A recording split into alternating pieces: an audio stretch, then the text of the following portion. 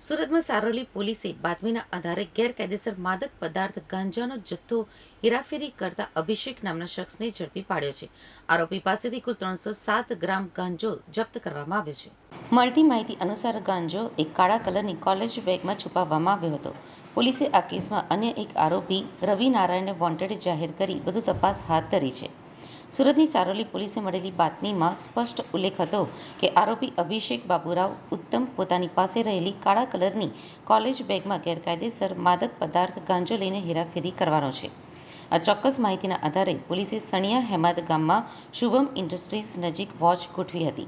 પોલીસે બાતમી મુજબ ગાજર કલરનું ટી-શર્ટ અને બ્લુ પેન્ટ ધરાવતા શખ્સ અભિષેકને ઓળખી કાઢ્યો હતો. પોલીસે તેને અટકાવી તેની પાસેની કાળા રંગની કોલેજ બેગની તપાસ કરતા તેમાંથી 307 ગ્રામ ગાંજો મળી આવ્યો હતો. પોલીસે આરોપી અભિષેકને તાત્કાલિક ઝડપી પૂછપરછ કરતા તેણે આ ગાંજાનો જથ્થો આપનાર વ્યક્તિનું નામ રવિ નારાયણ કાશીનાથ સબત જણાવ્યું હતું. પોલીસે રવિ નારાયણને વોન્ટેડ જાહેર કરીને તેને પકડવા માટે કાર્યવાહી શરૂ કરી છે. આ બનાવમાં એક કોલેજ બેગનો ઉપયોગ નશીલા પદાર્થોની હેરાફેરી માટે થતો હતો.